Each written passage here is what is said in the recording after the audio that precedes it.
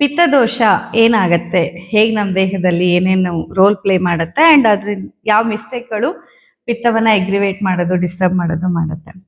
Basically ಪಿತ್ತವನ್ನು ನೀವು ಫೈರಿಗೆ ಹೋಲಿಸ್ಬೋದು. ಬೆಂಕಿ ಮನೇಲಿ ಹೇಗೆ ಬೆಂಕಿ ನಮಗೆ ಅಡುಗೆ ಮಾಡೋದಕ್ಕೆ ಬೇಕು, ಸೂರ್ಯನ ಬಿಸಿಲು ಬಟ್ಟೆ ಒಣ ಹಾಕಕ್ಕೆ ಬೇಕು, ಬಿಸಿ ಅನ್ನೋದು ನಮ್ಮನ್ನು ಬೆಚ್ಚಗಿಡಕ್ಕೆ ಬೇಕು. ಹಾಗೆ ನಮ್ಮ ಒಳಗಿನ ಚಯಾಪಚಯ ಕ್ರಿಯೆಗಳಿಗೂ ಬಿಸಿ ಬೇಕು. ಆಹಾರವನ್ನು ಜೀರ್ಣಿಸ್ಕೊಳ್ಳೋದು ಈಸಿ ಆಗೋದು ಯಾವಾಗ, ಅದನ್ನ ಬೇಯಿಸಿದಾಗ. ಹೀಗೆ ಇಂತಹ ಎಲ್ಲ ಕೆಲಸ ಏನು ಬಿಸಿಲು ಅಥವಾ ಬೆಂಕಿ ಹೊರಗಡೆಗೆ ಮಾಡುತ್ತೋ ಇದೇ ಎಲ್ಲ ಕೆಲಸ ಒಳಗಡೆನೂ ಮಾಡುತ್ತೆ.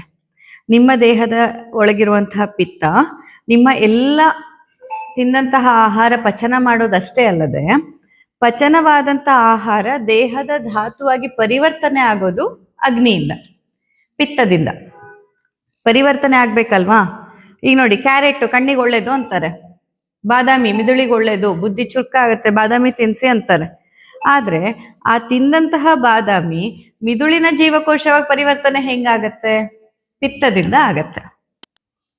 ಪಿತ್ತ ಅನ್ನುವಂಥದ್ದು ತಿಂದ ಆಹಾರ ಒಂದು ದೇಹದ ಅಂಗವಾಗಿ ಕನ್ವರ್ಷನ್ ಆಗ್ಬೇಕಲ್ವಾ. ಈ ಬಾದಾಮಿ ಆಗಿಯೇ ತಲೆಗೆ ಹೋಗೋದಿಲ್ಲ, ಕ್ಯಾರೆಟ್ ಫಾರ್ಮಲ್ಲಿ ಕಣ್ಣಿಗೆ ಹೋಗೋದಿಲ್ಲ. ಕ್ಯಾರೆಟ್ ಜೀರ್ಣ ಆಗಬೇಕು, ಜೀರ್ಣ ಆಗಿರುವಂಥದ್ದು ನಿಮ್ಮ ಶರೀರದಿಂದ ಅಬ್ಸಾರ್ಬ್ ಆಗಿ, ಆ ಅಬ್ಸಾರ್ಬ್ ಆದಂಥದ್ದು ಏನಾಗಬೇಕು ಹೇಳಿ, ಅದು ದೇಹದ ಅಂಗಾಂಗಗಳಾಗಿ ಪರಿವರ್ತನೆ ಹೊಂದಬೇಕು ಅಲ್ವಾ. ಸೊ ಈ ಕೆಲಸವನ್ನು ಪಿತ್ತ ಮಾಡುತ್ತೆ. ಹಾಗಿದ್ರೆ ಈ ಕೆಲಸಕ್ಕೆ ಡಿಸ್ಟರ್ಬ್ ಮಾಡುವಂಥ ಅಂಶಗಳು ಯಾವುದು? ಪಿತ್ತದ ಸಮಾನ ಗುಣಗಳು ಉಳ್ಳಂಥದ್ದು, ಅಂದರೆ ತುಂಬ ಅತಿಯಾದ ಗರಂ ಮಸಾಲೆ ಪದಾರ್ಥಗಳು, ತುಂಬ ಬಿಸಿಲಲ್ಲಿ ಇರುವಂಥದ್ದು, ಅಥವಾ ತುಂಬಾ ಅತಿಯಾಗಿ ಖಾರವನ್ನು ತಿನ್ನುವಂಥದ್ದು, ಹುಳಿ ಪದಾರ್ಥವನ್ನು ಅತಿಯಾಗಿ ಸೇವನೆ ಮಾಡುವಂಥದ್ದು. ಏನು ತಿಂದರೂ ಎಲ್ಲದಕ್ಕೂ ಲಿಂಬೆಹಣ್ಣು ಹಿಂಡೋದು, ಎಲ್ಲದಕ್ಕೂ ಹುಳಿ ಹಾಕೋದು, ಎಲ್ಲದಕ್ಕೂ ಚಾಟ್ ಮಸಾಲೆ ಹಾಕೋದು, ಎಲ್ಲ ಸಾಂಬಾರು ಪಲ್ಯ ಎಲ್ಲದಕ್ಕೂ ಗರಂ ಮಸಾಲೆ ಹಾಕೋದು.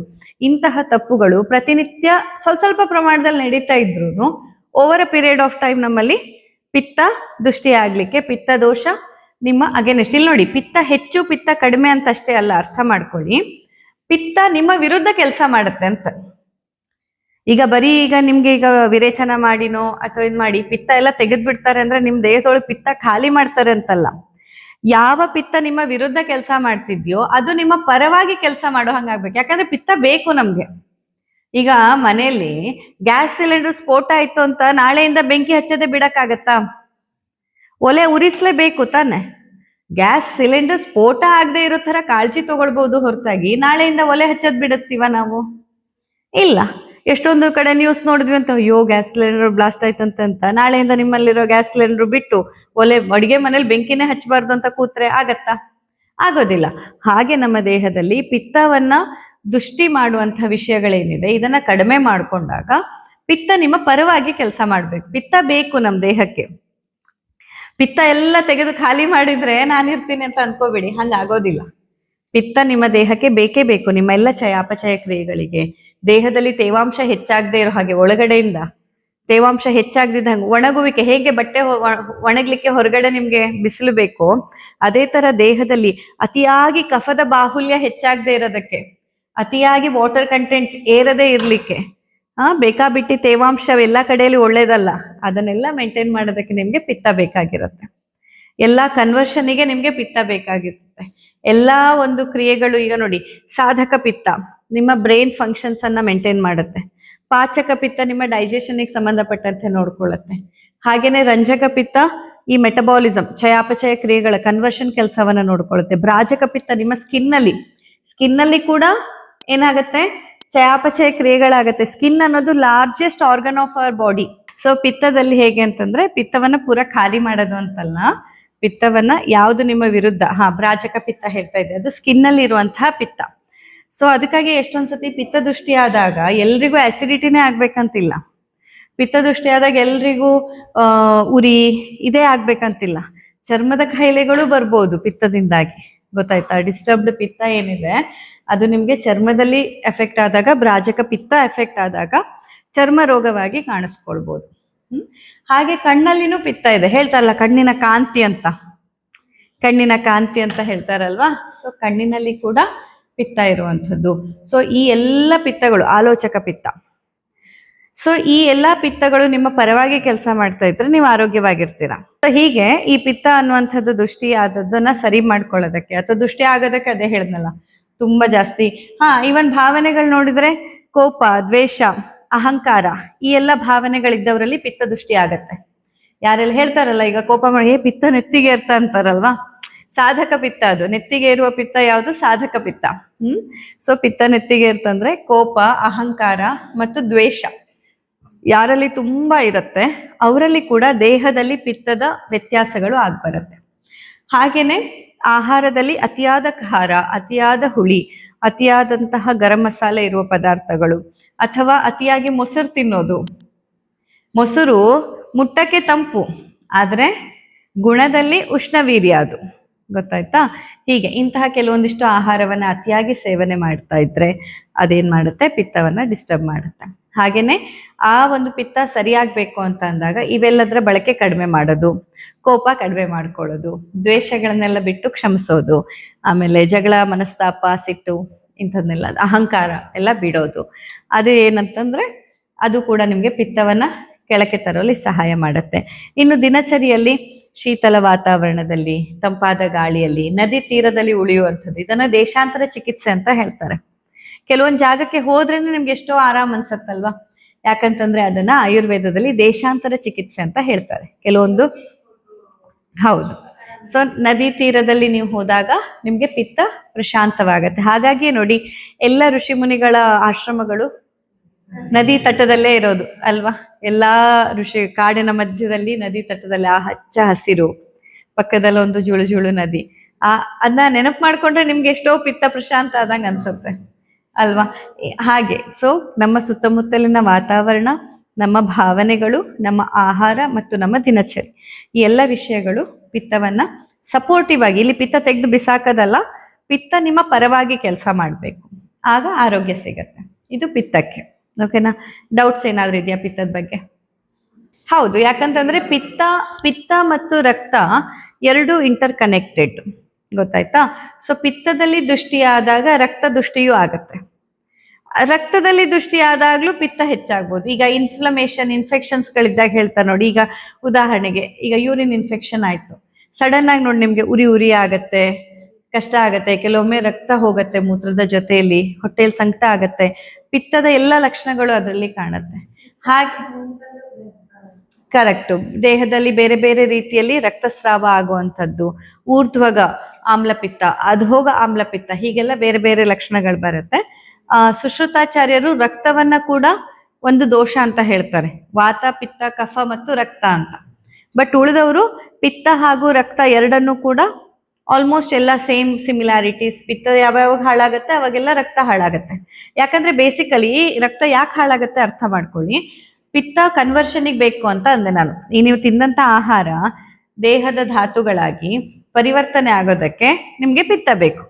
ರಕ್ತ ಕೂಡ ಒನ್ ಆಫ್ ದ ಧಾತು. ರಸ, ರಕ್ತ, ಮಾಂಸ, ಮೇದ, ಅಸ್ಥಿ, ಮಜ್ಜ, ಶುಕ್ರ, ಈ ಸಪ್ತ ಧಾತುಗಳಲ್ಲಿ ರಕ್ತ ಕೂಡ ಒಂದು ಧಾತು. ಸೊ ಯಾವಾಗ ನೀವು ತಿಂದಂತ ಆಹಾರ ಜಾಠರಾಗ್ನಿಯ ಸಹಾಯದಿಂದ ರಸಧಾತುವಾಗಿ ಕನ್ವರ್ಟ್ ಆಗೋಕೆ ಪಿತ್ತ ಸಹಾಯ ಮಾಡ್ತಾ ಇಲ್ಲ, ರಸಧಾತುವಿನ ಕ್ವಾಲಿಟಿ ಚೆನ್ನಾಗಿರಲ್ಲ. ರಸಧಾತುವಿನ ಕ್ವಾಲಿಟಿಯೇ ಚೆನ್ನಾಗಿಲ್ಲ ಅಂತಂದ್ಮೇಲೆ ಅದರ ನೆಕ್ಸ್ಟ್ ಧಾತು ರಕ್ತ ಧಾತುವಿನ ಕ್ವಾಲಿಟಿ ಇರ್ಬೋದು, ಕ್ವಾಂಟಿಟಿ ಆಗಿರ್ಬೋದು, ಅಥವಾ ಅದರೊಳಗೆ ಇರುವಂತಹ ಈ ಎಲ್ಲ ಇನ್ಫೆಕ್ಷನ್ಸ್ನ ಸಾಧ್ಯತೆಗಳು ಹೆಚ್ಚಾಗುವಂತಹ ಇದು ಹೆಚ್ಚು, ಆ ಸಾಧ್ಯತೆ ಹೆಚ್ಚು. ಹಾಗಾಗಿಯೇ ಪಿತ್ತ ದೃಷ್ಟಿ ಆದಾಗಲೆಲ್ಲ ರಕ್ತ ದೃಷ್ಟಿಯು ನಿಮ್ಗೆ ಕಾಣೋದು ಹೆಚ್ಚಿನ ಪ್ರಮಾಣದಲ್ಲಿ ಈ ಕಾರಣಕ್ಕಾಗಿ ಆಗಿರುತ್ತೆ. ಮೆಟಬಾಲಿಸಮೇ ಕರೆಕ್ಟಾಗಿ ಆಗಲ್ಲ, ಯಾವುದು ಚಯಾಪಚಯ ಆಗೋದಿಲ್ಲ, ಕನ್ವರ್ಷನು ಕರೆಕ್ಟಾಗಿ ಆಗೋದಿಲ್ಲ, ಡಿಟಾಕ್ಸಿಫಿಕೇಶನ್ ಅವಾಗ ಚೆನ್ನಾಗಿ ಆಗೋದಿಲ್ಲ. ಹಾಗಾಗಿ ಪಿತ್ತ ಮತ್ತು ರಕ್ತ ಯಾವತ್ತು ಇಂಟರ್ ಕನೆಕ್ಟೆಡ್ ಅಂತ ಅನ್ಸುತ್ತೆ. ಆಯುರ್ವೇದ ಶಾಸ್ತ್ರಗಳು ಹಾಗೆ ಹೇಳುತ್ತೆ. ಎರಡು ಚಾನ್ಸಸ್. ಒಂದೇನಂತಂದ್ರೆ ಈಗ ಪಿತ್ತ ಮತ್ತು ರಕ್ತ ಎರಡೂ ತೀರಾ ಅತಿಯಾಗಿ ಡ್ಯಾಮೇಜ್ ಆಗದಿದ್ರೆ, ತುಂಬಾ ವರ್ಷಗಳಿಂದ ಇದ್ದದಿದ್ರೆ, ಮತ್ತೆ ತುಂಬಾ ಡೀಪ್ ಲೆವೆಲ್ ಅಲ್ಲಿ ತುಂಬಾ ಆಳವಾಗಿ ಆ ಸಮಸ್ಯೆಗಳು ಇದ್ದದಿದ್ರೆ ಅವಾಗ ಏನಾಗುತ್ತೆ, ಹಂತ ಹಂತವಾಗಿ ನಾವು ಕ್ಲಿಯರ್ ಮಾಡ್ತಾ ಬರ್ಬೇಕಾಗತ್ತೆ. ಫಸ್ಟ್ ಈಗ ಭ್ರಾಜಕ ಪಿತ್ತವನ್ನ, ಈಗ ಉದಾಹರಣೆ ಸ್ಕಿನ್ ಅಲ್ಲಿ ಇದೆ ಅಂತಂದ್ರೆ ಮೊದಲು ಭ್ರಾಜಕ ಪಿತ್ತವನ್ನ ಕ್ಲೆನ್ಸ್ ಮಾಡ್ಕೊಳ್ಳೋದಿರುತ್ತೆ. ಭ್ರಾಜಕ ಪಿತ್ತವನ್ನ ನಾವು ಒಂದು ಸೆಟಲ್ ಮಾಡಿ ಓಕೆ ಇದು ಕರೆಕ್ಟ್ ಆಗ್ತಾ ಇದೆ ಅಂತ ಆಗುವಾಗ ಅದರ ಜೊತೆಯಲ್ಲಿ ಸಾಧಕ ಪಿತ್ತ, ರಂಜಕ ಪಿತ್ತ, ಪಾಚಕ ಪಿತ್ತ ಮತ್ತು ಆಲೋಚಕ. ಈ ಉಳಿದ ಪಿತ್ತಗಳನ್ನು ಎಲ್ಲ ಸಾಮರಸ್ಯಕ್ಕೆ ತಂದು ಎಲ್ಲಾ ಪಿತ್ತಗಳು ಬ್ಯಾಲೆನ್ಸ್ ಅಲ್ಲಿ ನಿಮ್ಮ ದೇಹದಲ್ಲಿ ಕೆಲಸ ಮಾಡೋ ರೀತಿಯಲ್ಲಿ ತೊಡಗಿಸಿಕೊಂಡು, ತದನಂತರದಲ್ಲಿ ಬೇರೆ ಏನೇನ್ ಡ್ಯಾಮೇಜ್ ಆಗಿದೆ, ಈಗ ರಕ್ತ ಡ್ಯಾಮೇಜ್ ಆಗಿದ್ದಾಗಿರ್ಬೋದು, ಬೇರೆ ಧಾತುಗಳಲ್ಲಿ ವೀಕ್ನೆಸ್, ಎಷ್ಟೊಂದು ಜನರಲ್ಲಿ ಮೂಳೆಗಳು, ಅಸ್ಥಿ ಧಾತು ಕೂಡ ವೀಕ್ ಆಗುತ್ತೆ. ಯಾಕಂದ್ರೆ ರಕ್ತ ಧಾತುಗಳೇ ಸರಿ ಇಲ್ಲ ಅಂದ್ಮೇಲೆ ಅದರ ಮುಂದಿನ ಎಲ್ಲ ಉತ್ತರೋತ್ತರ ಧಾತುಗಳಲ್ಲಿ ವೇರಿಯೇಷನ್ಸ್ ಆಗೇ ಆಗತ್ತೆ. ಇದು ಹೇಗೆ ಅಂತಂದ್ರೆ, ಗಡ್ಡೆಲೆಲ್ಲ ನೀರ್ ಬಿಡ್ತಿದ್ರಲ್ಲ ಮೊದಲು, ನೆನ್ಪಿದ್ಯಾ? ಒಂದು ಗದ್ದೆ ನೀರ್ ತುಂಬಿಸ್ಕೊಂಡು ಕಟ್ಟು ಬಿಡೋದು, ಆಮೇಲೆ ಇನ್ನೊಂದು ಗದ್ದೆ ನೀರು ತುಂಬಿಸ್ಕೊಂಡು ಕಟ್ ಬಿಡೋದು, ಮತ್ತೊಂದು ಗದ್ದೆ ತುಂಬಿಸ್ಕೊಂಡು, ಹೀಗೆ ಈ ತರ ಡೈರೆಕ್ಟ್ ಆಗಿ ನೀವು ಇಲ್ಲಿಂದ ನಿಮ್ಮದು 7ನೇ ಗದ್ದೆ ಅಂದ್ರೆ 7ನೇ ಗದ್ದೆಗೆ ನೀರು ಬಿಟ್ಕೊಳಕ್ ಆಗಲ್ಲ. ಮೆಕ್ಯಾನಿಸಮ್ ಹೆಂಗೆ? ರಸ, ರಕ್ತ, ಮಾಂಸ, ಮೇದ, ಅಸ್ಥಿ, ಮಜ್ಜ, ಶುಕ್ರ, ಇದೇ ಫಾರ್ಮೆಟ್ ಅಲ್ಲಿ ಹೋಗ್ಬೇಕು. ಹಾಗಾಗಿಯೇ ಪಿತ್ತಜ ದೃಷ್ಟಿಯಿಂದಾಗಿ ಎಷ್ಟೊಂದ್ಸತಿ ರಸಧಾತು ಹಾಳಾದಾಗ ನಿಮ್ಮ ದೇಹದಲ್ಲಿ ಹಾರ್ಮೋನಲ್ ವೇರಿಯೇಷನ್ಸ್ಗಳು ನೋಡಕ್ ಸಿಗತ್ತೆ. ರಕ್ತಧಾತು ಹಾಳಾದಾಗ ರಕ್ತಕ್ಕೆ ಸಂಬಂಧಪಟ್ಟಂತ ಇನ್ಫೆಕ್ಷನ್ಸ್ಗಳಾಗಿರ್ಬೋದು, ಅಥವಾ ರಕ್ತಕ್ಕೆ ಸಂಬಂಧಪಟ್ಟಂತ ಬೇರೆ ಬೇರೆ ಕಾಯಿಲೆಗಳನ್ನ ನೀವು ನೋಡ್ತೀರಾ. ಕೆಲವೊಬ್ಬರಿಗೆ ಹಿಮೋಗ್ಲೋಬಿನ್ ಸಿಕ್ಕಾಪಟ್ಟೆ ಹೆಚ್ಚಾಗತ್ತೆ, ಅದು ಕೂಡ ಒಂದು ಕಾಯಿಲೆ, ಪಿತ್ತದೋಷದಿಂದ ಬರೋದು. ಎಷ್ಟಾಗತ್ತೆ? 18, 19, 20, 22. ನಾನು ನನ್ನ ಸರ್ವಿಸ್ ಅಲ್ಲಿ ನೋಡಿರೋದು ಮ್ಯಾಕ್ಸಿಮಮ್ ಹೈಯೆಸ್ಟ್ ಅಂದ್ರೆ ಹಿಮೋಗ್ಲೋಬಿನ್ 22ಕ್ಕೆ ತನಕ ಹೋಗಿರೋದು. ಈ ತರ ಎಲ್ಲ ಹೈಯೆಸ್ಟ್ ಆಗ್ತಾ ಹೋದ್ರೆ ಮುಂದೆ ಹೋಗ್ತಾ ಅದು ಕ್ಯಾನ್ಸರ್ ರೋಗವಾಗಿ ಪರಿವರ್ತನೆ ಆಗ್ಬಿಡತ್ತೆ. ಆ ಥರನೂ ಆಗ್ಬಾರ್ದು. ನಾನ್ ನೋಡಿರೋದು ಲೋವೆಸ್ಟ್ ಅಂತ ಅಂದ್ರೆ 4.2 ಹಿಮೋಗ್ಲೋಬಿನ್. ಬಟ್ ಇದು ಎರಡಕ್ಕೂ ಕಾರಣ ಪಿತ್ತದಲ್ಲಿ ಆಗೋ ದೃಷ್ಟಿನೇ, ಗೊತ್ತಾಯ್ತಾ?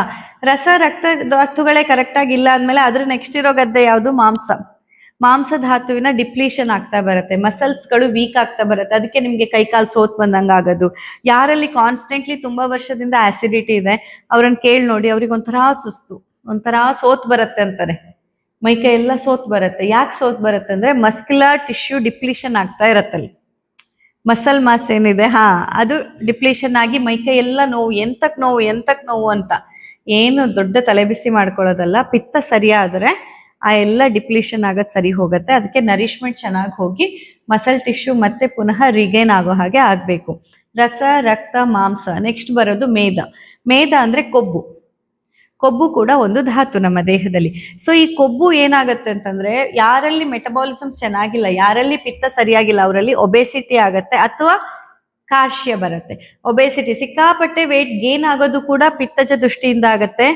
ಸಡನ್ ವೇಟ್ ಲಾಸ್ ಆಗೋದು ಕೂಡ ಪಿತ್ತದಿಂದ ಆಗತ್ತೆ. ಅಲ್ಲಿ ಏನಾಗುತ್ತೆ, ಸಡನ್ ವೇಟ್ ಲಾಸ್ ಆಗುವಾಗ ನಿಮ್ಗೆ ಪಿತ್ತ ಹಾಗೂ ವಾತದ ಸಂಯೋಗ ಇರುತ್ತೆ. ಸಡನ್ ವೇಟ್ ಗೇನ್ ಆಗುವಾಗ ಪಿತ್ತ ಮತ್ತು ಕಫಜ ಸಂಯೋಗ ಇರುತ್ತೆ.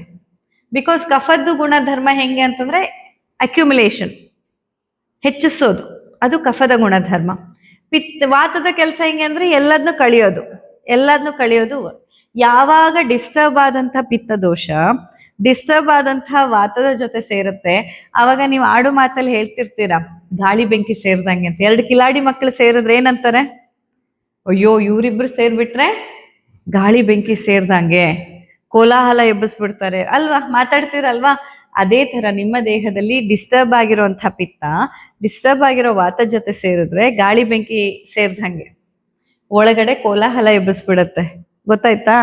ಸೊ ಒಳಗಾಗಿರೋದಷ್ಟೇ, ಪಿತ್ತ ದೃಷ್ಟಿ ವಾತ ದೃಷ್ಟಿ ಸೇರಿದೆ ಅಷ್ಟೇ, ಬಿಟ್ರೆ ಇನ್ನೇನು ದೊಡ್ಡ ರೋಗ ಬಂದಿಲ್ಲ. ಹೌದು, ಪಿತ್ತದ ಉರಿ ಅನ್ನೋದು ಬೆಂಕಿಯ ಲಕ್ಷಣ. ಉರಿ ಅನ್ನೋದು ಬೆಂಕಿಯ ಲಕ್ಷಣ, ಮೂಲಭೂತವಾದಂತಹ ಲಕ್ಷಣ. ಅದು ಯಾವಾಗ ಶಾಂತವಾಗಿರುತ್ತೆ ನಿಮ್ಗೆ ಉರಿ ಗೊತ್ತಾಗಲ್ಲ. ಈಗ ನೋಡಿ, ದೀಪ ಉರಿತಾ ಇದ್ದಾಗ ಅದ್ರ ಪಾಡಿಗೆ ಅದು ಉರಿತಿದ್ದಾಗ ನಮಗ್ ಉರಿ ಗೊತ್ತಾಗಲ್ಲ, ಆದ್ರೆ ಅದು ಉರಿತಾ ಇರತ್ತೆ. ಯಾವಾಗ ನಾವು ಮುಟ್ಕೋತೀವಿ, ಸುಟ್ಕೋತೀವಿ, ಬಟ್ಟೆಗೆ ಬೆಂಕಿ ಹತ್ತುತ್ತೆ, ಆವಾಗ ನಮ್ಗೆ ಉರಿ ಗೊತ್ತಾಗತ್ತೆ. ಅದ್ರ ಅರ್ಥ ನಾರ್ಮಲ್ ಇದ್ ಬೆಂಕಿಲಿ ಉರಿ ಇಲ್ಲ ಅಂತಲ್ಲ, ಉರಿ ಇರತ್ತೆ, ಅದ್ರ ಪಾಡಿಗೆ ಅದು ಉರಿತಾ ಇರತ್ತೆ. ಆ ಉರಿಯುವ ಗುಣಧರ್ಮದಿಂದ ನಾವು ಅನುಕೂಲ ಪಡ್ಕೊಳ್ತಿರ್ತೀವಿ. ದೀಪ ತಾನು ಉರಿತಾ ಇರತ್ತೆ, ನಾವು ಅದ್ರ ಬೆಳಕನ್ನ ಉಪಯೋಗಿಸ್ಕೋತೀವಿ.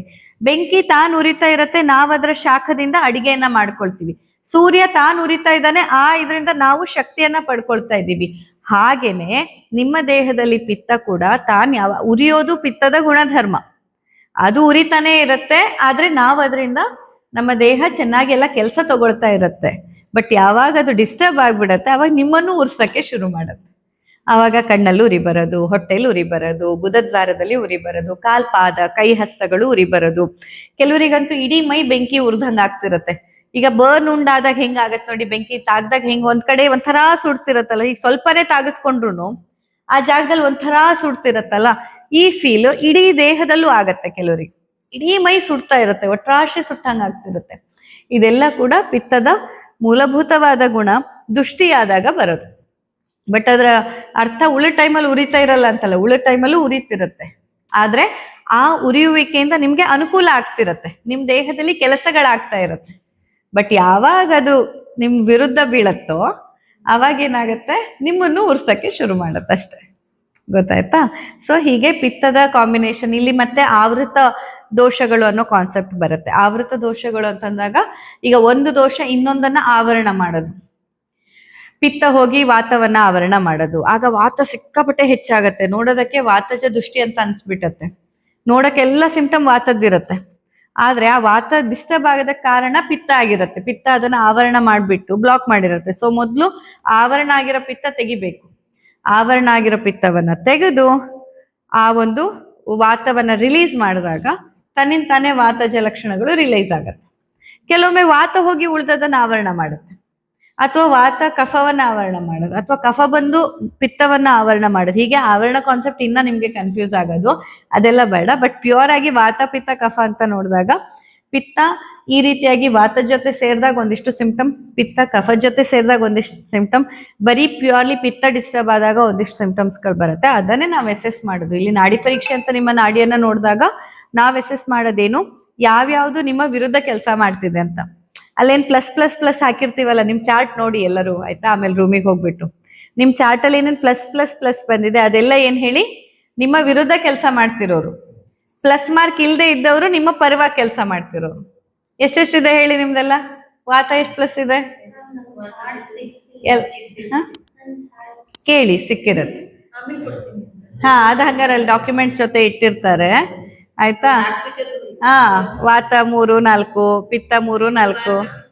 ಹಾ, ವಾತ ಪಿತ್ತ ಕಫ ಎಲ್ಲ ನಿಮ್ದಂತೂ ಎಲ್ಲ ಹೈ ಇದೆ.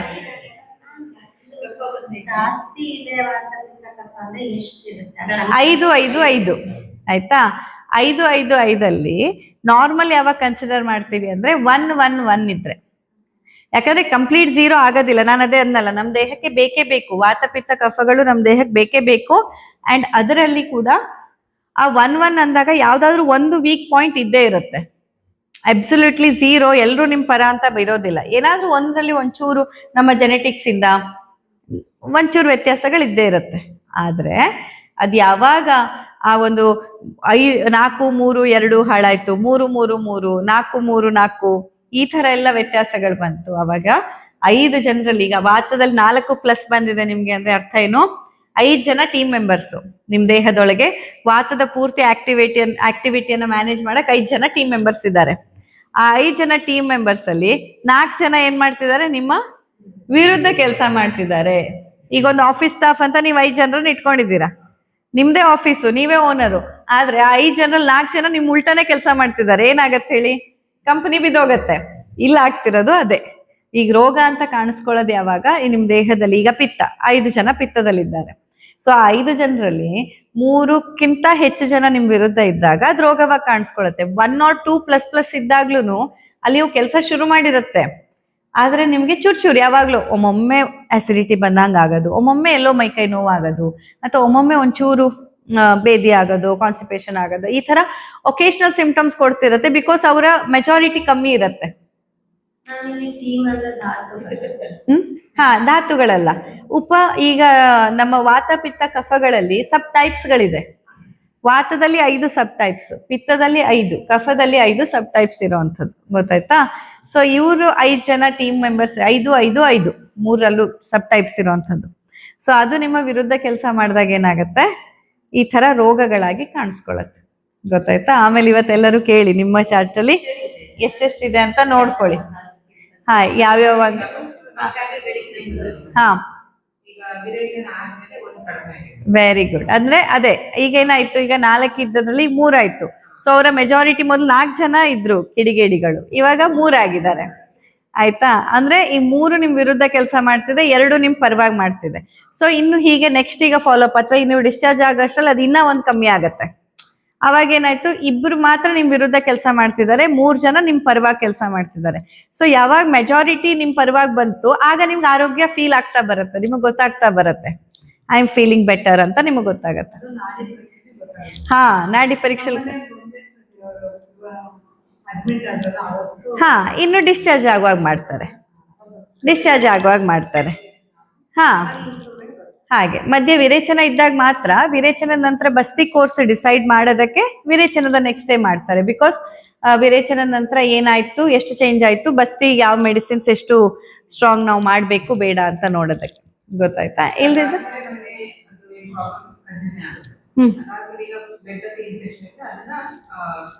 ಮೆಡಿಸಿನ್ಸ್ ಅಲ್ಲಿ ಎಲ್ಲ ಒಂದೊಂದಾಗ ಕಮ್ಮಿ ಆಗ್ತಾ ಬರುತ್ತೆ. ನೆಕ್ಸ್ಟ್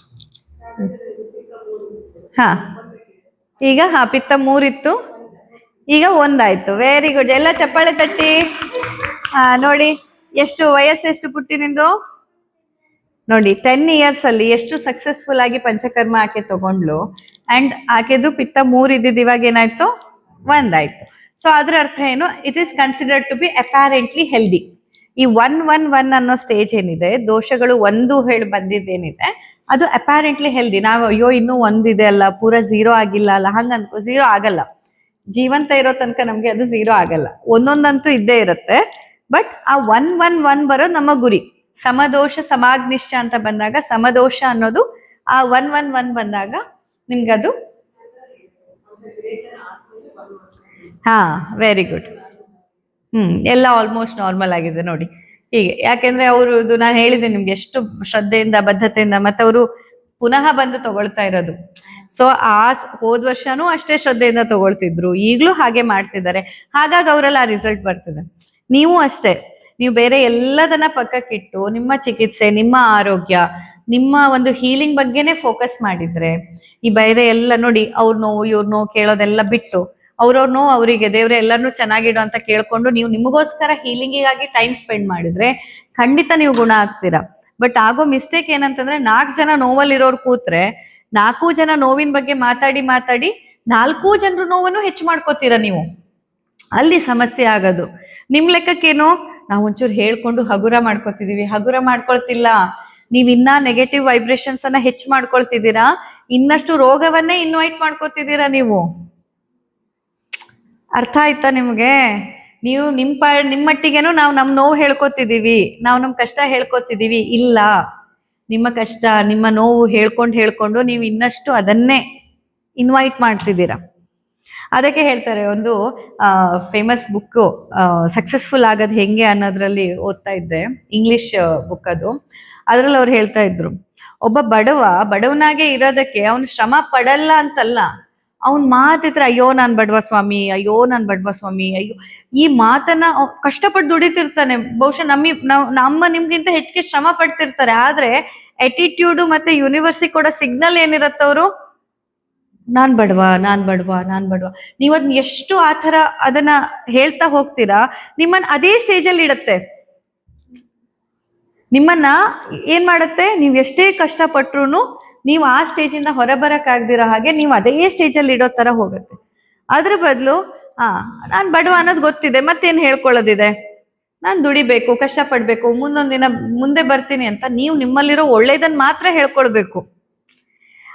ನಿಮಗೆ ಒಳ್ಳೇದ್ ಅನ್ಸಿದ್ ಮಾತ್ರ ನೀವು ಮಾತಾಡ್ತಾ ಇರ್ಬೇಕು. ಆವಾಗ ಆ ಒಳ್ಳೇದ್ ಮಾತ್ರ ನಿಮ್ಗೆ ಅಟ್ರಾಕ್ಟ್ ಆಗತ್ತೆ ಅಂಡ್ ನಿಮ್ಮಲ್ಲಿ ಅಭಿವೃದ್ಧಿಯನ್ನ ನೋಡಕ್ಕಾಗತ್ತೆ, ನೀವು ಡೆವಲಪ್ ಆಗಕ್ಕಾಗತ್ತೆ. ಆರೋಗ್ಯದಲ್ಲಿರ್ಬೋದು, ಸಂಸಾರದಲ್ಲಾಗಿರ್ಬೋದು, ಅಥವಾ ಹಣಕಾಸಲ್ಲಾಗಿರ್ಬೋದು. ಗ್ರೋತ್ ಆಗ್ಬೇಕಂದಾಗ ನೀವಂತ ಪಾಸಿಟಿವಿಟಿಯನ್ನೇ ಅಟ್ರಾಕ್ಟ್ ಮಾಡ್ಬೇಕು. ನೆಗೆಟಿವ್ ಆಗಿ, ಅದಕ್ಕೆ ನೋಡಿ ಆಯುರ್ವೇದ ಇದ್ರಲ್ಲೂ ಸಂಸ್ಕೃತ ಸುಭಾಷಿತಗಳು ಹೇಳೋದೇನು, ಅಪ್ರಿಯಂ ಸತ್ಯಂ ನ ಬ್ರೂಯಾತ್. ಅಪ್ರಿಯವಾದ ಮಾತನ್ನೇ ಹೇಳ್ಬೇಡ ಅನ್ನತ್ತೆ. ಬೇರೆಯವ್ರಿಗಿರ್ಬೋದು, ನಮಗಾಗಿರ್ಬೋದು. ಒಂದ್ ಮನ್ಸಿಗೆ ನೋವಾಗತ್ತೆ ಅನ್ನೋ ಮಾತು ಹೇಳಲೇಬಾರ್ದು ಅಂತ. ಯಾಕೆ ಹೇಳ್ಬಾರ್ದು? ಯಾಕೆಂದ್ರೆ ಅವ್ರ ಪಾಪ ಅಂತಲ್ಲ. ಈಗ ನಾನ್ ನಿಮ್ ಬಗ್ಗೆ ಒಂದು ಅಪ್ರಿಯವಾದ ಮಾತು ನಾನು ಹೇಳ್ಬಾರ್ದು ಅಂತಂದ್ರೆ ನಿಮ್ಮೇಲೆ ಅಯ್ಯೋ ಪಾಪ ಅಂತಲ್ಲ. I don't want to invite that energy ಅಂತ. ನನಗ ಆ ಎನರ್ಜಿಯನ್ನ ಆಹ್ವಾನ ಮಾಡೋದು ಇಷ್ಟ ಇಲ್ಲ. ಅಪ್ರಿಯವಾದದ್ ನಿಮ್ಮಲ್ಲಿದೆ, ಅದ್ ನಿಮ್ಮಲ್ಲೇ ಇರ್ಲಿ. ನಾನು ಅದ ಮಾಡ್ದವ್ರ ಪಾಪ ಹಂಗೆ. ಆದ್ರೆ ನಾವೀಗ ಬರೀ ಆಡ್ಕೊಂಡೆ ಈಗ ಕೇಳ್ತಾರಲ್ಲ, ನಾನೇನು ಯಾರಿಗೂ ಕೆಟ್ಟದ್ ಮಾಡಿಲ್ಲ, ಪಾಪ ಮಾಡಿಲ್ಲ ಅಂದ್ರೆ, ನೀವ್ ಆ ಪಾಪ ಮಾಡಿದವ್ರ ಬಗ್ಗೆ ಆಡ್ಕೊಂಡೆ ನಿಜಕ್ಕೂ ಪಾಪ ಮಾಡಿದವ್ರಕ್ಕಿಂತ ಹೆಚ್ಚಿಗೆ ಪಾಪ ನೀವು ಇನ್ವೈಟ್ ಮಾಡ್ಕೊಂಡಿರ್ತೀರಾ. Because you invite those energies. ಪ್ರತಿಯೊಂದು ಶಬ್ದಕ್ಕೆ ಒಂದು ಎನರ್ಜಿ ಇದೆ, ಪ್ರತಿಯೊಂದು ಭಾವನೆಗೆ ಒಂದು ಎನರ್ಜಿ ಇದೆ, ಪ್ರತಿಯೊಂದು ವಿಷಯ, ಯೋಚನೆ, ಆಲೋಚನೆಗಳು ಒಂದು ಎನರ್ಜಿಯನ್ನ ನಿಮ್ಗೆ ತಂದು ಕೊಡ್ತಾ ಇರುತ್ತೆ. ಅಂಡ್ ಆ ಎನರ್ಜಿನೇ ನಿಮ್ಮ ಒಳಗೆ ಫೀಲ್ ಆಗೋದು. ನೀವೇನು ತಪ್ಪು ಮಾಡಿಲ್ಲ, ಬಟ್ 3 ಹೊತ್ತು ಕೂತ್ಕೊಂಡು ಯಾರ್ಯಾರು ಏನೇನ್ ತಪ್ಪು ಮಾಡಿದ್ರು ಅಂತ ಅದ್ರ ಬಗ್ಗೆನೇ ನೀವು ಪಾರಾಯಣ ಮಾಡ್ತಿದ್ರೆ ಏನಾಗತ್ತೆ, ಆ ತಪ್ಪು ಯಾರೋ ನೋಡಿ ಒಬ್ರು ಒಂದೇ ತಪ್ಪು ಮಾಡಿರ್ತಾರೆ, ನೀವು ಅಂತ 10 ಜನರ ಬಗ್ಗೆ ಮಾತಾಡ್ತೀರಾ, ಅವಾಗ 10 ಜನ ಸೇರ್ ಮಾಡಿರೋ ಪಾಪ ನೀವು ಒಬ್ರೇ ಮಾಡ್ಕೊಂಡಂಗಾಯ್ತು. ಹಂಗೆಲ್ಲ ಮಾಡಬಾರ್ದು. ಅದೆಲ್ಲ ನಿಮ್ಗೆ ಕಷ್ಟ ಕೊಡತ್ತೆ ಅಂತ. ನೀವು ಬೇರೆಯವ್ರ ಮೇಲೆ ಪಾಪನೋ ಪುಣ್ಯನೋ ಸಂಬಂಧ ಇಲ್ಲ. ನಿಮ್ಮದು ಚೆನ್ನಾಗಿರ್ಬೇಕು ಸ್ಪೇಸ್ ಅಂದಾಗ ನೀವು ಅಂಥ ಯಾವುದಕ್ಕೂ ನಿಮ್ಗೆ ಬಿಟ್ಟು ಕೊಡ್ಲೇಬಾರ್ದು. ನೀವು ನಿಮ್ಮೊಳಗೆ ಪಾಸಿಟಿವಿಟಿಯನ್ನೇ ತುಂಬಿಕೊಳ್ತಾ ಬಂದ್ರೆ ಆಗ ಎಲ್ಲ ದೋಷಗಳು ನಾರ್ಮಲ್ ಖಂಡಿತ ಆಗತ್ತೆ. ಯಾಕೆ ಆಗೋದಿಲ್ಲ ಅಂತ, ಎಂಥದ್ದೇ ರೋಗ ಇರಲಿ, ಇರ್ರೆಸ್ಪೆಕ್ಟಿವ್ ಆಫ್ ದ ಪ್ರಾಬ್ಲಮ್, ಎಂಥದ್ದೇ ರೋಗ ಇರಲಿ, ಆ ರೋಗದಿಂದ ನೀವು ಸಫರಿಂಗ್ ಆಗದೆ ಇರೋ ಥರ ಮಾಡ್ಬೋದು. ನೋಡಿ, ಸ್ವಾಮಿ ವಿವೇಕಾನಂದರು, ರಾಮಕೃಷ್ಣ ಪರಮಹಂಸರು ಎಂಥ ಘೋರ ವ್ಯಾಧಿ, ಶಾರೀರಿಕ ವ್ಯಾಧಿಯಿಂದ ಅವರು ಮರಣ ಹೊಂದಿದ್ದು. ಆದರೆ ರಾಮಕೃಷ್ಣ ಪರಮಹಂಸರನ್ನ ನೆನಪು ಮಾಡ್ಕೊಂಡ್ರೆ ಅಯ್ಯೋ ಪಾಪ ಕ್ಯಾನ್ಸರ್ ಇತ್ತಂತ್ರಿ ಅಂತ ನಿಮಗೆ ನೆನಪಾಗತ್ತಾ? ಅಥವಾ ಅವ್ರು ಹೇಳ್ಕೊಟ್ಟಿರೋ ಜೀವನದ ಪಾಠಗಳು ನೆನಪಾಗತ್ತಾ? ಸ್ವಾಮಿ ವಿವೇಕಾನಂದರು ಅಕಾಲವಾಗಿ ಇಷ್ಟು ಚಿಕ್ಕ ವಯಸ್ಸಿನಲ್ಲಿ ಅನಾರೋಗ್ಯದಿಂದಾಗಿ ಸಾವನ್ನಪ್ಪಿದ್ದು. ಆದ್ರೆ ಇವತ್ ನೀವು ಕೂತ್ಕೊಂಡು ಅಯ್ಯೋ ಪಾಪ ರೀ, ಅವ್ರು ಇಷ್ಟು ಚಿಕ್ಕ ವಯಸ್ಸಿಗೆ ಹಿಂಗಾಗೋಯ್ತು, ಎಷ್ಟು ನರಳಾಡ್ಬಿಟ್ರಂತೆ, ಎಷ್ಟು ತೊಂದರೆ ಆಯ್ತಂತೆ, ಎಷ್ಟು ನೋವಂತೆ ಅಂತ ಸ್ವಾಮಿ ವಿವೇಕಾನಂದ್ರ ನೆನಪಾದಾಗ ನಿಮ್ಗೆ ಬರೀ ನೋವು, ನರಳಾಟ, ಸಾವು ಕಾಣತ್ತಾ? ಅಥವಾ ಅವ್ರು ಹೇಳಿದ ಏಳಿ ಎದ್ದೇಳಿ ಗುರಿ ಮುಟ್ಟುವ ತನಕ ನಿಲ್ಲದಿರಿ ಅನ್ನೋದು ನಿಮಗೆ ನೆನಪಾಗತ್ತಾ? ಏನ್ ನೆನಪಾಗತ್ತೆ? ಆ ಒಂದು ಮೋಟಿವೇಶನ್. ಸ್ವಾಮಿ ವಿವೇಕಾನಂದ್ರ ಹೆಸರು ಕೇಳಿದ್ರೆ ಈಗ್ಲೂ ಜಾಗೃತರಾಗಿ, ಶಕ್ತಿ ಜಾಗೃತ ಆದಂಗೆ ಫೀಲ್ ಆಗತ್ತೆ. ಯಾಕಂತಂದ್ರೆ ಅವರಲ್ಲಿ ಅಂಥ ವಿಷಯಗಳಿದ್ರೂ ಸಹ ಅವರು ಯಾವತ್ತೂ ಅದನ್ನ ಸಫರ್ ಮಾಡಿಲ್ಲ. ಅವರು ಹೊರ ಜಗತ್ತಿಗೆ ಅದನ್ನ ಕೊಟ್ಟೇ ಇಲ್ಲ. ನಾವೇನ್ ಮಾಡ್ತೀವಿ, ನಮ್ಗೊಂದು ಇಷ್ಟ ಆದ್ರೆ ಸಾಕು, ಒಂದಿಷ್ಟು ಮೋಸ ಆದ್ರೆ, ಇದಿಷ್ಟು ಒಂದು ನೋವಾದ್ರೆ, ಒಂದಿಷ್ಟು ಚಿಕ್ಕ ರೋಗಗಳು ಬಂದ್ರೆ ಹೇಳ್ಕೊಂಡು ಜನರಿಗಿನ್ 10 ವರ್ಷ ಆದ್ಮೇಲೆ ನಾವು ಭೇಟಿಯಾದ್ರೂ ಪಾಪ ರೀ, ಅವ್ರು ನಂಗೆ ಸಿಕ್ಕಿದ್ರಿ 10 ವರ್ಷ ಹಿಂದೆ ಸಸ್ಯ ಸಂಜೀವಿನಿಲಿ ಸಿಕ್ಕಿದ್ರು, ಏನ್ ಕಷ್ಟ ಪಡ್ತಿದ್ರು ಗೊತ್ತಾ ಅಯ್ಯಮ್ಮ ಅಂತ ಅದೇ ಅವ್ರು ನೆನಪಾಗುವಷ್ಟು ನಾವು ನಮ್ ಗೋಳು ಹೇಳ್ಕೊತೀವಿ. ಹಂಗೆ ಮಾಡಬಾರ್ದು. ನೀವು ಅಂದ್ರೆ ನಿಮ್ಮನ್ನ ನೆನಪಾದ್ರೆ ಎಲ್ಲರಿಗೇನಾಗಬೇಕು, ಸ್ಫೂರ್ತಿ ಸಿಕ್ಕಂಗಾಗಬೇಕು, ಖುಷಿ ಸಿಕ್ಕಂಗಾಗಬೇಕು, ಒಂದು ಧೈರ್ಯ ಸಿಗೋ ಹಾಗಾಗಬೇಕು. ನಿಮ್ಮ ರೋಗಗಳು ಎಷ್ಟೇ ಇರಲಿ ಅದು ನಿಮಗೆ ನಿಮ್ಮ ಡಾಕ್ಟರ್ಸಿಗೆ ಗೊತ್ತಿದ್ರೆ ಸಾಕು. ಊರಿಗೆ ಗೊತ್ತಾದ್ರೆ ಅಗತ್ಯ ಇಲ್ಲ. ಏನ್ ಮಾಡುತ್ತೆ ಊರ್ನವ್ರು ನಿಮ್ಗೆ ಟ್ರೀಟ್ಮೆಂಟ ಕೊಡ್ತಾರೆ, ಇನ್ನ ನಿಮ್ ತಳ್ಳೆ ಹಾಳು ಮಾಡ್ಬಿಡ್ತಾರೆ, ಬಿಟ್ರೆ ಇನ್ನೇನ್ ಮಾಡ್ತಾರೆ? ಅಲ್ಲಿ ಹೋಗು, ಇಲ್ಲಿ ದೆವ್ವ ಬಿಡಿಸು, ಇಲ್ಲಿ ಮದ್ದು ತೆಗ್ಸು, ಇಲ್ಲ ಔಷಧಿ ಮಾಡು, ಅಲ್ಲಿ ಔಷಧಿ ಮಾಡು, ಅಲ್ಲೊಂದು ಬೇರ್ ತಗೊಂಡ್ ಬಾ, ಇಲ್ಲೊಂದು ತಾಯ್ತ ಕಟ್ಸ್ಕೊ ಅಲ್ವಾ? ನೀವು ಇದ್ದದ್ದೆಲ್ಲ ಹೇಳ್ಕೊಂಡ್ ಬಂದ್ರೆ ಇನ್ನ ತಲೆ ಹಾಳೆ ಮಾಡ್ತಾರೆ ಹೊರತಾಗ ಅವ್ರೇನ್ ಹೀಲ್ ಮಾಡಲ್ಲ ನಿಮ್ಮನ್ನ. ಸೊ ಯಾರು ನಿಮ್ಮನ್ನ ಹೀಲ್ ಮಾಡ್ತಿದ್ದಾರೆ ಅವರಿಗೆ ಮತ್ತೆ ಅನುಭವಿಸುವ ನಿಮ್ಗೆ ಇಬ್ರಿಗೆ ಗೊತ್ತಿದ್ರೆ ಸಾಕು ನಿಮ್ ಕಷ್ಟ ಏನಂತ. ಜಗತ್ತಿಗೆ ಏನ್ ಗೊತ್ತಾಗ್ಬೇಕು? ನಿಮ್ಮಲ್ಲಿರೋ ಒಳ್ಳೇದ್ ಮಾತ್ರ. ನಿಮ್ಮ ನಗು, ನಿಮ್ಮ ಆತ್ಮವಿಶ್ವಾಸ, ನಿಮ್ಮ ಧೈರ್ಯ, ನಿಮ್ಮಲ್ಲಿರೋ ಪಾಸಿಟಿವಿಟಿ, ಅದು ಮಾತ್ರ ಹೊರ ಜಗತ್ತಿಗೆ ಗೊತ್ತಾಗ್ಬೇಕು. ಆ ಥರ ನೀವು ಇದ್ಬಿಟ್ರೆ ನೀವು ಅದನ್ನೇ ಅಟ್ರಾಕ್ಟ್ ಮಾಡ್ತೀರಾ. ಅವಾಗ ಈ ನೆಗೆಟಿವಿಟಿ ಎಲ್ಲ ನಿಮ್ಮನ್ನು ಬಿಟ್ಟು ಹೋಗುತ್ತೆ, ಪಾಸಿಟಿವಿಟಿಯ ನಿಮ್ಮಲ್ಲಿ ತುಂಬಿಕೊಳ್ಳೋದು. ಎಲ್ಲ ಸಕ್ಸಸ್ಫುಲ್ ಲೀಡರ್ಸ್ ಯಾರನ್ನೇ ಕೇಳಿ, ಈಗ ನಾನು ಬರೀ 1-2 ಹೆಸರು ಹೇಳಿದ್ದು, ಯಾರೇ ಇಲ್ಲಿಯ ತನಕ ಸಕ್ಸಸ್ಫುಲ್ ಇರುವಂತಹ ವ್ಯಕ್ತಿಗಳ ವ್ಯಕ್ತಿತ್ವವನ್ನು ನೀವು ನೋಡಿದಾಗ ಅವರೆಲ್ಲ ಫಾಲೋ ಮಾಡಿದಿದೆ. ಈಗ ನೀವು ಮುಂದೆ ಸಕ್ಸಸ್ಫುಲ್ ಆಗಬೇಕು, ಜೀವನದಲ್ಲಿ ಒಂದು ಸಾರ್ಥಕತೆ ಬೇಕು ಅಂದ್ರೆ ನೀವು ಇದನ್ನ ಫಾಲೋ ಮಾಡಿದ್ರೆ ಮಾತ್ರ ಸಾರ್ಥಕತೆ ಸಿಗೋದು, ಇಲ್ಲ ಅಂದ್ರೆ ಸಿಗೋದಿಲ್ಲ. ಗೊತ್ತಾಯ್ತಾ? ಸೊ ನಮ್ಮ ದೇಹದಲ್ಲಿ ವಾತ ಪಿತ್ತ ಕಫ ದೋಷಗಳು ಬ್ಯಾಲೆನ್ಸಿಗೆ ತರಕ್ಕೆ ಸಾಧ್ಯ ಇದೆ. ಆದರೆ ಅದರಲ್ಲಿ ಬರೀ ಔಷಧಿ ಟ್ರೀಟ್ಮೆಂಟ್ ರೂಮ್ ಅಷ್ಟೇ ಅಲ್ಲ, ನಿಮ್ಮ ಮನೋಭಾವ, ನಿಮ್ಮ ಮನಸ್ಥಿತಿ, ನಿಮ್ಮ ಭಾವನೆಗಳು, ನಿಮ್ಮ ಶಿಸ್ತು, ಬದ್ಧತೆ. 1 ತಿಂಗಳ ಔಷಧಿ 3 ತಿಂಗಳಾದ್ರೂ ಖಾಲಿ ಆಗಲ್ಲ, ಇನ್ನೂ 2 ದಿನದಿದೆ ಅಂತಾರೆ. ಅಂಥವರಿಗೆಲ್ಲ ಯಾವತ್ತೂ ಗುಣ ಆಗೋದಿಲ್ಲ. ಅಂದ್ರೆ ಬದ್ಧತೆ ಬೇಕು, ಒಂದು ಶಿಸ್ತು ಬೇಕು. ಆ ಶಿಸ್ತು ಬದ್ಧತೆ ಇದ್ದಾಗ ಖಂಡಿತ ಒಳ್ಳೆ ಆರೋಗ್ಯ ಸಿಗತ್ತೆ.